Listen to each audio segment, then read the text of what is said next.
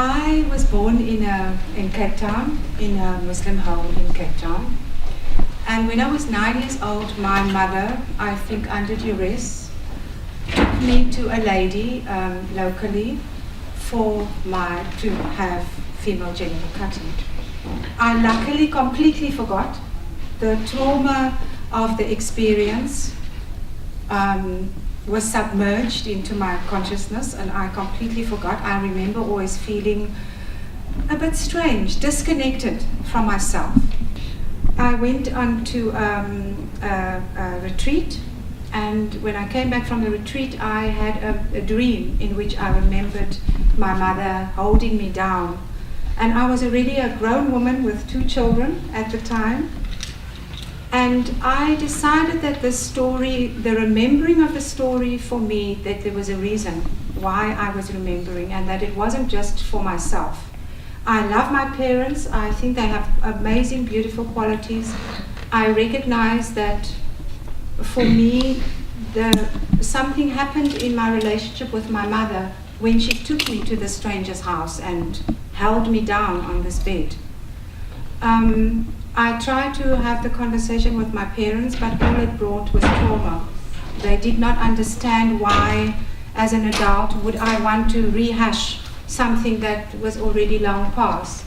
So I was left with, what do I do with this? What do I do with the story?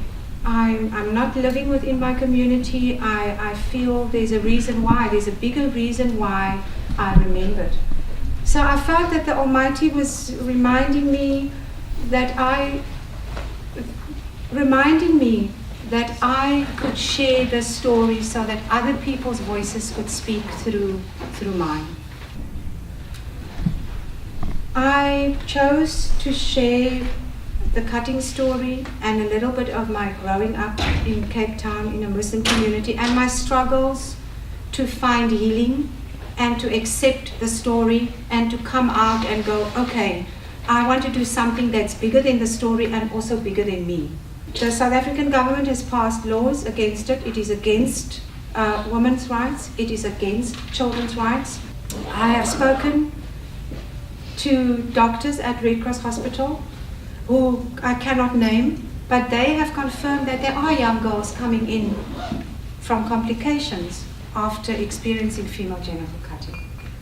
I believe it is happening in our country.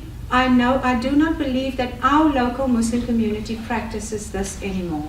I have spoken to many people. I have many friends within the Muslim community locally, and from all accounts, it has been eradicated.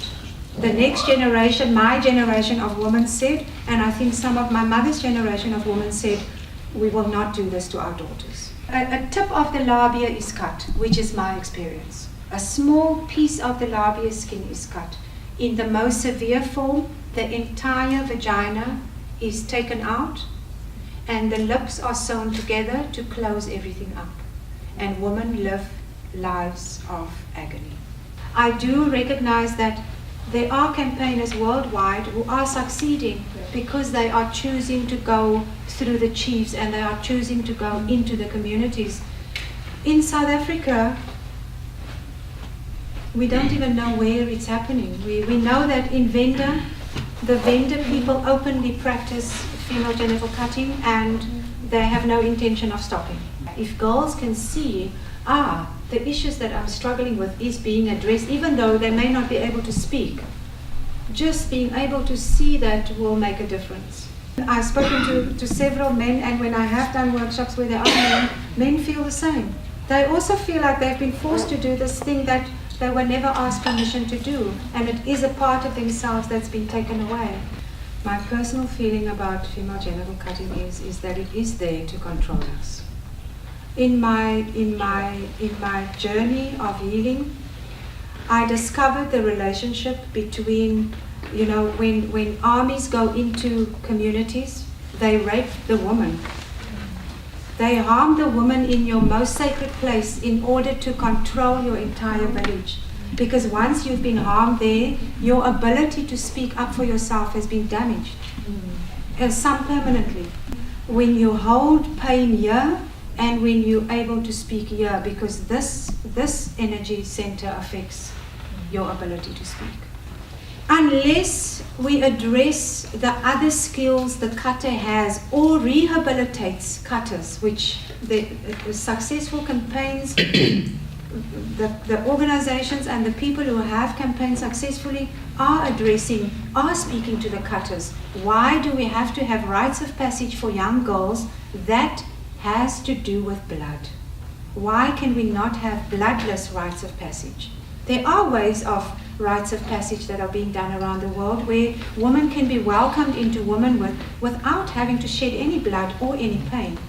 But for those people who've been doing it for so many years, they need to be convinced that they are in fact doing more damage than they are doing good. And how do you convince them when the women who are holding the pain cannot speak up for themselves? I'm going to end off with a story. There's this group of people called the Raelians. I don't know who they are, but they are in France and in America. And their philosophy is that we are placed upon the world to enjoy pleasure, to experience pleasure.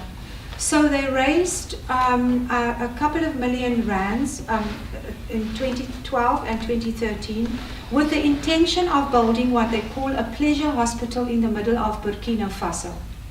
The pleasure hospital's intention was to restore the clitorises of women. Clitoral restoration is being perfected by a French doctor, and he has trained English doctors as well as doctors in the States of how to restore the clitorises of women who have had the most severe forms of cutting. The hospital was then opened in March this year, and when the government heard that they are opening a hospital because they did not want to call it any clitoral restoration, they called it the pleasure hospital. And there was an outrage in the government and in the country. And so the government closed the hospital after 4 hours. But within the 4 hours, 23 women were successfully operated on, and their clitorises have been restored. And they also managed to train 2 local doctors with half of the procedure. So this group called the Raelians, they feel they are undeterred by having been chased out of Burkina Faso, and that the state-of-the-art hospital is now standing empty and nothing is being done. They feel it is a matter of time, because now there are women who are walking around there who can now feel pleasure again.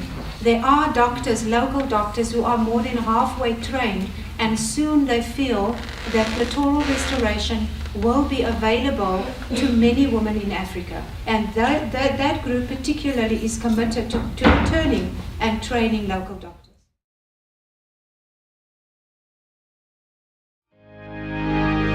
Lights will